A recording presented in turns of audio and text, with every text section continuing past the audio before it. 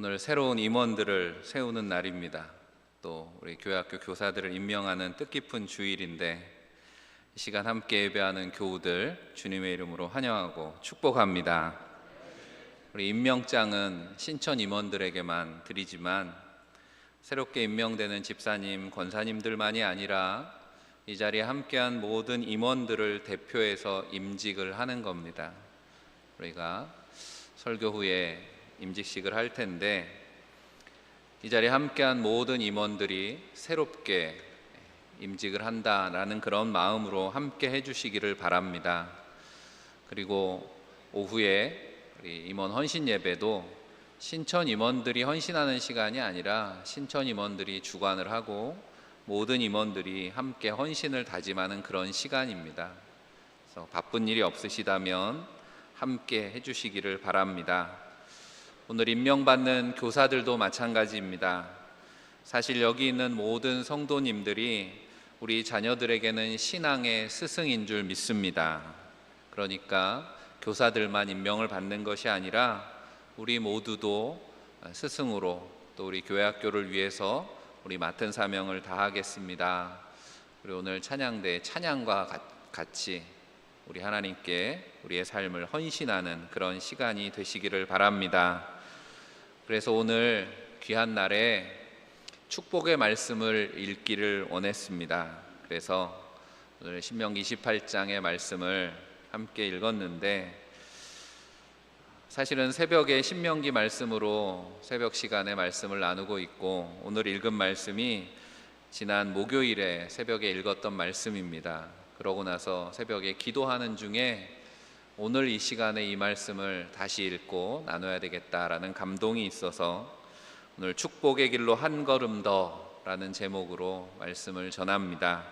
말씀 제목처럼 올 한 해 하나님이 맡겨주신 귀한 직분과 사명을 통해서 축복의 길로 한 걸음 더 나가는 한 해 되시기를 주의 이름으로 간절히 축원합니다. 오늘 말씀에 먼저 생각해 보는 것은 말씀의 길이 있습니다. 말씀의 길이 있음을 기억하시기를 바랍니다. 신명기 말씀은 우리가 아는 것처럼 광야의 길 40년을 지나서 출애굽 2세대들이 하나님이 약속하신 가나안 땅을 앞에 두고 모세를 통해서 다시 율법의 말씀을 듣는 그런 내용을 담고 있습니다. 이제 요단강을 건너기만 하면 가나안 땅에 들어서게 됩니다. 그런데 그들이 가나안 땅에 들어가서 해야 되는 일은 이미 그곳을 차지하고 있었던 가나안의 7 족속이 있습니다. 그들과 싸우는 정복 전쟁을 치러야 되는 거죠. 그들은 이미 그곳에 견고한 성을 쌓고 그 땅의 지형에 익숙해 있습니다. 그들에 맞서서 싸울 때 그 땅을 빼앗기 위해서 어떤 준비를 해야 되겠습니까?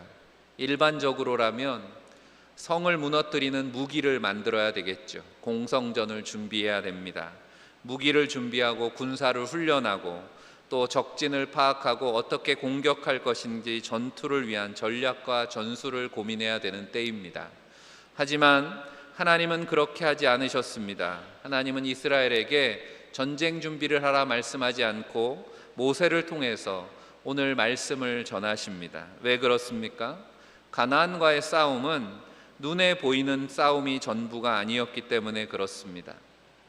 우리도 마찬가지입니다. 하나님을 모른 채 육신에 매어 살아가는 죄악 세상과의 싸움은 눈에 보이는 싸움이 아니라 영적인 싸움이다라고 하는 거죠. 그러므로 이스라엘 백성들을 택하셔서 이 영적인 싸움을 준비하게 하시기 위해서 언약을 맺으시면서 하나님께서 이스라엘에게 하신 말씀이 무엇입니까? 레위기 19장 2절 말씀입니다. 같이 읽습니다. 너희는 거룩하라. 이는 나 여호와 너희 하나님이 거룩함이니라. 아멘. 하나님의 백성들에게 요구하시는 것은 하나님처럼 거룩하라라고 하는 겁니다. 거룩함이라는 건 구별된다라는 거죠. 하나님의 백성답게 구별된 삶을 사는 것, 그것이 영적 싸움을 위한 준비라고 말씀하는 거죠. 하나님의 백성의 전투력은 무기나 전술에 달려있는 것이 아니라 바로 이 거룩함에 달려있는 줄 믿습니다. 예수님께서도 산상수훈의 말씀 끝에 천국 백성의 삶에 대해서 가르치시면서 이렇게 말씀하셨습니다. 마태복음 5장 48절에 그러므로 하늘에 계신 너희 아버지의 온전하심과 같이 너희도 온전하라. 구약에선 거룩하라 말씀했다면 주님은 온전하라 말씀합니다. 우리를 세상과 구별하는 온전하게 하는 길이 어디에 있을까요? 바로 하나님의 말씀에 답이 있습니다. 디모데후서 3장 16절 17절 말씀을 같이 한번 읽어보겠습니다. 모든 성경은 하나님의 감동으로 된 것으로 하나님의 사람으로 온전하게 하며 모든 선한 일을 행할 능력을 갖추게 하려 함이라. 아멘. 거룩하고 온전한 능력이 있는 하나님의 사람들이 되시기를 바랍니다. 어떻게 하면 그런 능력을 얻게 된다고 말씀합니까? 오늘 우리가 1절 말씀을 같이 한번 다시 읽어보겠습니다. 내가 내 하나님 여호와의 말씀을 삼가 듣고 내가 오늘 내게 명령하는 그의 모든 명령을 지켜 행하면 내 하나님 여호와께서 너를 세계의 모든 민족 위에 뛰어나게 하실 것이라. 아멘. 이 축복의 말씀을 믿으시면 아멘 하시기 바랍니다. 모든 민족 위에 뛰어나게 하실 힘이 하나님께 있다 말씀하십니다. 그러므로 하나님의 말씀을 듣고 그 명령을 지키는 것이 바로 거룩하게 온전하게 되는 능력을 얻는 길이다 말씀하고 있는 것입니다. 2절도 마찬가지입니다. 같이 읽어봅니다. 내가 내 하나님 여호와의 말씀을 청종하면 이 모든 복이 내게 임하며 내게 이르리니. 아멘. 이 말씀을 잘 주목해 보셔야 됩니다. 말씀의 순서를 잘 보시라는 겁니다. 말씀을 따르면 모든 복이 너를 따라온다 분명히 말씀하셨습니다. 성경이 말씀하는 축복의 원리입니다. 복된 환경이 조건이 있는 것이 아니라 복된 자가 있는 겁니다. 복된 사람이 있고 복된 존재가 있고 복된 의미가 있다고 성경은 말씀하죠. 그리고 복된 길이 있습니다. 복된 자가 되면 그는 복된 길로 가는 것이고 복된 길로 가는 자에게 복이 따라온다 성경이 분명히 말씀합니다. 복은 따라오는 것이지 복을 따라가는 것이 아니다라고 말씀하는 거죠. 복을 따라간다고 복 받는 게 아니라 복된 길을 선택하는 자에게 복이 따라온다는 사실을 기억하시기를 바랍니다. 1절 말씀에 말씀을 삼가 듣고 지켜 행하면 이라는 표현을 세번역에서는 귀담아 듣고 주의 깊게 지키면으로 번역했습니다. 삼가 듣는다는 건 귀담아 듣는다라고 하는 겁니다. 말씀을 귀담아 들으시기를 바랍니다. 그런데 귀담아 듣지 않을 때가 있습니다. 우리말로는 귓등으로도 안 듣는다 이렇게 말합니다. 똑같은 귀인데 귀는 항상 열려 있는데 누구는 귀담아 듣고 누구는 귓등으로도 듣지 않습니다. 무슨 차이가 있는 것입니까? 우리가 귀로 듣는다고 생각하지만 사실은 머리로 듣는 겁니다. 그죠? 우리의 감각은 다 뇌와 연결되어 있기 때문에 우리가 눈으로 본다, 귀로 듣는다 생각하지만 사실은 다 머리로 보고 듣는 것입니다. 그러니 귓등으로도 안 듣는 일이 왜 생기는가? 내 생각으로 가득 차 있으면 제대로 들을 수가 없습니다. 지금 여러분이 무슨 생각을 하는지 하나님의 말씀에 집중하지 않으면 들리지 않는다라고 하는 거죠. 내 잘못된 생각으로 인해서 말씀이 왜곡되지 않으려면 그래서 내 마음을 비우고 내 욕심이나 판단을 비우고 하나님 말씀 앞에 빈 마음으로 와야 된다라고 하는 거죠. 오늘도 나에게 말씀하옵소서, 하나님의 음성을 듣겠습니다. 그런 마음으로 하나님의 음성 들으시기를 바랍니다. 사회학자인 커밍 워크라고 하는 분이 성공한 사람들의 특징을 연구를 했는데 연구해 보니 4가지 정도의 공통점이 있더라는 겁니다. 성공하는 사람들은 첫째, 지능이 많은 사람, 둘째는 지식이 많은 사람, 셋째는 기술을 가진 사람입니다. 당연한 이야기죠. 똑똑하고 많은 지식과 기술을 가지고 있으면 성공에 가깝겠죠. 그런데 그것보다 성공을 좌우하는 4번째 조건이 가장 중요하다는 사실을 발견합니다. 그 4번째 성공의 결정적인 요소는 바로 태도라고 하는 겁니다. 어떤 태도를 가지고 있는가가 그가 어떤 지식과 기술과 지능을 가진 것보다 더 성공에 결정적인 영향을 주더라라는 거죠. 그 바른 태도의 2가지는 긍정과 찬성이라 그랬습니다. 믿음의 사람들에게도 그대로 적용할 수 있는 성경의 원리도 마찬가지라고 생각합니다. 말씀의 길이 있습니다. 하나님의 말씀을 어떤 태도로, 어떤 자세로 듣는가가 하나님의 백성의 운명을 좌우한다라고 하는 겁니다. 우리가 믿음을 반응이라고 표현할 때가 있습니다. 하나님의 말씀 앞에 어떻게 반응하고 계십니까? 아멘 하시기를 바랍니다. 오늘도 우리가 다 일어서서 축복의 말씀을 들을 때 마지막에 아멘 합니다. 하나님의 말씀입니다. 하나님 감사합니다. 긍정과 찬성으로 반응할 때 약속의 땅에 예비된 하나님의 축복이 허락되는 줄 믿습니다. 두 번째로 우리가 중요하게 생각할 것은 우리의 모든 걸음이 다 소중하다라고 하는 겁니다. 한 걸음 한 걸음 새로운 걸음이 되어야 됩니다. 오늘 말씀의 마지막 14절을 같이 한번 또 읽어봅니다. 내가 오늘 너희에게 명령하는 그 말씀을 떠나 좌로나 우로나 치우치지 아니하고 다른 신을 따라 섬기지 아니하면 이와 같으리라. 아멘. 좌로나 우로나 치우치지 아니하면 이와 같으리라. 공동 번역에는 이 좌로나 우로나 치우치지 아니하고를 한 걸음도 빗나가는 일 없이라고 번역을 했습니다. 한 걸음도 빗나가면 안 됩니다. 말씀을 떠나는 것을 좌로나 우로나 치우치는 것으로 표현했습니다. 우리가 빗나간다라고 하는 표현 속에 떠오르는 것이 무엇입니까? 성경이 말씀하는 죄라고 하는 것이 빗나가는 거라는, 관역을 빗나가는 것을 성경은 죄라고 표현했습니다. 우리가 말씀에서 벗어나면 그렇게 된다는 겁니다. 하나님의 백성이 어떻게 말씀에서 벗어날 수 있는가 물을 수 있지만 언제 말씀을 벗어납니까? 좌로나 우로나 치우칠 때. 무슨 말입니까? 말씀을 내 입맛에 맞게 해석하거나 듣고 싶은 말씀만 듣게 되면 그렇게 된다는 겁니다. 균형을 잃어버리는 신앙이 되는 것입니다. 좌로나 우로나 치우치지 말라라는 말씀 뒤에 다른 신을 따라 섬긴다는 내용이 나오는 이유입니다. 어떻게 하나님의 백성이 다른 신을 섬길 수 있습니까? 그런데 성경이 말씀하는 다른 신이라고 하는 건 사실 존재하지 않습니다. 우리가 믿는 하나님은 한 분이시죠. 다른 신은 없습니다. 우상이라고 하는 건 사실 실체가 없는 것입니다. 인간의 욕망을 표현한 것일 뿐이다 라고 하는 거죠.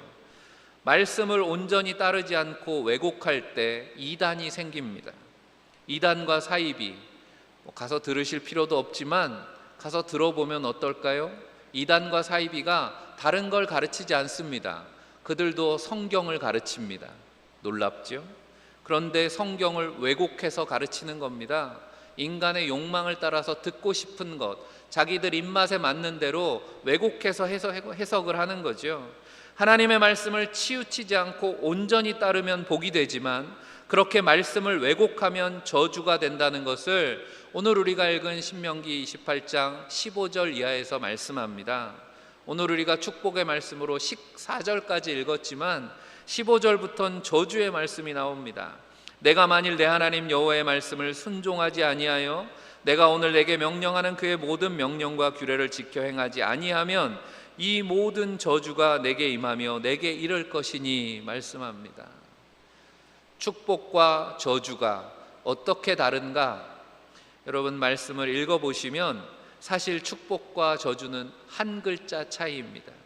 그래서 비교하시라고 축복과 저주의 말씀 성경을 펼쳐놓고 한번 더 찾아보시기를 바랍니다. 3절과 16절, 4절과 18절, 5절과 17절, 6절과 19절. 오늘 우리가 읽은 축복의 말씀과 이어지는 저주의 말씀이 어떻게 차이가 납니까? 내용은 똑같습니다. 복과 저주 이 단어만 바뀐 겁니다. 어디에서 차이가 나는 것입니까? 말씀의 중심이 있는 삶과 말씀에서 벗어난 삶이라고 하는 겁니다. 하나님 말씀에 순종하느냐 순종하지 않느냐. 왜 말씀 중심에서 벗어나게 될까요? 하나님이 아닌 복을 쫓아가기 때문에 그렇다라고 하는 겁니다. 하나님만을 따르시기를 바랍니다. 하나님께만 복이 있음을 믿으시기를 바랍니다. 하나님의 말씀만 따르시기 바랍니다. 그래서 시편 1편 말씀은 시편 전체의 주제가 담겨있는 시편 1편은 우리가 어떤 길에 있는가 묻습니다. 시편 1편 말씀 좀 중간중간 띄어서 같이 한번 읽어보겠습니다. 복 있는 사람은 죄인들의 길에 서지 아니하며 오직 여호와의 율법을 즐거워하여 그의 율법을 주야로 묵상하는도다. 아멘. 복 있는 사람은 죄인들의 길에 서지 않습니다. 어긋난 길, 벗어난 길에 서지 않는다는 말씀입니다. 그리고 관역을 벗어나 어긋난 길로 가지 않는 방법은 오직 하나님의 말씀을 즐거이 따르는 것이다 말씀하고 있습니다. 우리가 임원이 된다라고 하는 것을 섬기는 자리에 서는 것으로 생각합니다. 맞지요? 임원이 된다는 건 섬기는 것. 섬기려면 어떻게 해야 됩니까? 겸손해져야죠.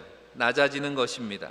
그런데 단순하게 그저 낮아지는 것이 아니라 저는 깊어지는 것이라고 생각합니다. 임원이 된다는 건 말씀의 깊이로 들어가는 것입니다. 전에도 말씀드렸습니다. 나무에 뿔과 뿌리는 다 하나에 있다. 뿔과 뿌리가 같은 어원에 있다 그랬습니다. 내려가는 길이 높아지는 길입니다. 그게 영성의 원리입니다. 축복의 길은 저 위에 있는 것이 아니라 섬김의 삶 그 깊이 속에 있다는 사실을 기억하셔서 말씀의 삶의 깊이 속으로 들어가는 여러분들이 되시기를 바랍니다. 그러기 위해서는 날마다 작은 한 걸음에도 하나님의 말씀을 따르시기를 바랍니다. 일상의 삶 사소한 것 속에서도 하나님의 말씀을 발견하시고 그래서 축복의 길로 한 걸음 더 나아가는 한 해가 되시기를 간절히 축원합니다. 마지막으로 축복의 길은 운명이 아닌 선택이라는 사실도 기억하시기 바랍니다. 믿지 않는 사람들 가운데는 뭐가 잘 안 되면 아이고 내 팔자야 이렇게 말하죠. 팔자가 안 좋아서 그렇다고 생각하는 사람들이 있습니다. 근데 팔자 그러는데 팔자가 뭔지도 잘 모르죠. 다들 들어보셨겠지만 혹시 모르시는 분이 있을까 봐. 팔자가 무슨 말입니까? 왜 팔자라 그래요? 8글자가 있다는 의미잖아요. 뭐가 8글자입니까? 사람이 태어난 해와 달과 날과 시를 우리가 간지라 그러죠. 갑자을충 이렇게 하는 간지가 있잖아요. 간지가 2글자씩이라 태어난 해와 달과 날과 시를 2글자씩 하면 8글자가 되는 거죠. 그거 가지고 팔자를 정하는 겁니다. 아직 설이 안 지났으니까 그렇게 하면 음력으로 아직 새해가 안 된 거지요. 그래서 오늘이 해로는 갑진년이고 1월은 정축월이고 오늘 19일은 무자일입니다. 그리고 지금 몇 시, 무슨 시가 되는 거예요. 그렇게 8글자. 팔자를 이야기한다는 건 무슨 말입니까? 뭐가 잘못되면 내 탓이 아니고 팔자 탓이라는 거예요. 말씀대로 한다면 책임을 회피하는 것입니다. 내 책임은 없어요. 팔자 탓이지. 하지만 성경은 그렇게 말씀하지 않습니다. 신명기 11장 26절에 내가 오늘 복과 저주를 너희 앞에 두나니 성경은 분명히 말씀합니다. 가나안 땅, 젖과 꿀이 흐르는 축복의 땅이라고 생각하지만 말씀대로 정확히 표현하면 그 땅은 하나님이 그들에게 주시는 기회의 땅이라고 하는 겁니다. 그곳에 복과 저주의 기회가 있습니다. 그 땅에 들어선 순간부터 한 걸음 한 걸음은 다 선택입니다. 축복의 길로 갈 것인가 저주의 길로 갈 것인가, 우리도 마찬가지로 순간마다 선택해야 됩니다. 악한 시대를 살아가는 신앙인이 지혜롭게 살기 위해서 어떻게 살아야 되는가 권면하는 말씀이 에베소서에 나옵니다. 에베소서 5장 15절 16절 말씀 같이 한번 읽어보겠습니다. 그런즉 너희가 어떻게 행할지를 자세히 주의하여 지혜 없는 자같이 하지 말고 오직 지혜 있는 자같이 하여 세월을 아끼라. 때가 악하니라. 아멘. 악한 시대를 살아가는 지혜로운 믿음의 사람들은 세월을 아낀다는 거죠. 근데 세월을 아낀다라는 말을 다른 번역에 보면 주어진 기회를 잘 살리십시오 이렇게 번역되었습니다. 세월이라는 말이 기회라는 것, 시간을 기회라고 말하고 있습니다. 오늘 우리에게 주어진 시간은 2번 다시 오지 않을 기회라고 말씀하고 있는 겁니다. 여러분은 어떻게 시간을 보내고 계십니까? 우리나라 통계청에서는 5년마다 한 번씩 한국인의 생활 시간을 조사합니다. 그런 줄 모르셨죠? 5년마다 국민들이 어디에 시간을 쓰는지를 통계청에서 조사해서 발표합니다. 최근의 조사가 2024년 조사인데 아직 발표 결과가 안 나온 것 같아요. 최근의 결과가 2019년에 조사한 결과입니다. 시간을 크게 필수 시간, 의무 시간, 여가 시간으로 나눠서 조사를 합니다. 필수 시간은 누구나 다 필요한 시간입니다. 자고 먹고 씻고 하는데 필요한 시간입니다. 거의 하루의 반을 여기에 사용합니다. 그리고 나면 의무 시간입니다. 의무 시간이라는 건 먹고 살기 위해서 일하는 시간, 움직이는 시간입니다. 그렇게 시간을 한 8시간 정도 평균으로 사용합니다. 그러니 의무 시간, 필수 시간을 합치면 한 20시간이 되는 겁니다. 남는 시간이 이제 여가 시간입니다. 여가 시간은 여러분 어떻게 사용하십니까? 국민들이 대부분 다 비슷합니다. 제일 많이 사용하는 시간이 뭐 같아요? TV 보고 인터넷 보고 하는 시간입니다. 미디어의 거의 반 이상을 사용합니다. 남은 4시간 중에 2시간 넘게 미디어를 보는데 사용한다 합니다. 그리고 남는 시간이 이제 2시간 남짓 되는 거죠. 그 시간 동안에 뭔가 의미를 찾는 거죠. 우리가 80년을 평균 산다고 생각할 때 그렇게 계산하면 실제로 뭔가 의미 있고 가치 있는데 사용하는 시간이 5년도 안 되는 겁니다. 그런 이야기 들어보셨죠? 뭔가 변화를 일으키기 위해서는 10,000시간이 필요하다라고 이야기하죠. 10,000시간의 법칙이라는 이야기를 합니다. 뭔가 10,000시간을 같은 일에 투자를 하면 변화가 일어난다는 거예요. 그렇게 생각하면 하루 2시간 투자할 때 10,000시간이 되려면 13년 정도가 걸립니다. 우리가 지금같이 살아서는 변화를 일으킬 수 없다라는 이야기가 되는 겁니다. 오래 사는 것보다 오늘 나에게 주어진 시간을 얼마나 가치 있게 사용하는가가 얼마나 중요합니까? 여러분에게 주어진 기회를 잘 살린다라고 하는 것은 시간을 어디에 내가 투자하느냐라고 하는 겁니다. 아낀다라고 하는 말, 헬라어에 보면 엑사고라쪼라고 하는 단어입니다. 그런데 이 엑사고라쪼라는 단어가 성경에는 구속한다는 뜻도 있습니다. 예수 그리스도가 우리를 위해서 죽으심으로 죄에서 우리를 자유케 하셨다는 것이 바로 구속에 담긴 의미입니다. 주님께서는 당신의 시간을 인류를 구속하는 일에 투자하셨습니다. 비록 33년, 주님의 생애는 짧았고 공생애는 3년밖에 되지 않았지만 예수님의 인생의 값어치는 그 시간과는 비교도 할 수 없는 그런 가치를 지닙니다. 우리가 주님을 따라 복된 길을 산다면 우리의 시간을 가치 있는 일, 생명을 살리는 일에 투자하시기를 바랍니다. 그래서 에베소서 5장 17절은 그러므로 어리석은 자가 되지 말고 오직 주의 뜻이 무엇인가 이해하라 말씀합니다. 하나님이 오늘 하루도 내게 살아갈 시간을 주셨다라고 하는 것은 우리에게 주시는 1분 1초에 하나님의 계획이 담겨 있는 줄로 믿습니다. 그 선하신 하나님의 계획이 무엇인지 우리가 비로소 주님에게 맡겨진 시간을 잘 관리할 수 있게 될 때 하나님의 뜻을 알게 될 수 있다라고 하는 거죠. 말씀 가운데 이미 하나님의 뜻은 계시되어 있습니다. 하나님의 뜻이 어디 있냐고 묻지 마시고 말씀 속에 하나님의 뜻을 찾으시기를 바랍니다. 이어지는 에베소서 5장 18절에서 21절 말씀 속에 우리의 시간을 어떻게 사용해야 되는가 말씀해 주십니다. 색깔로 표해 놓은 말씀들을 주목하면서 같이 한번 읽어보겠습니다.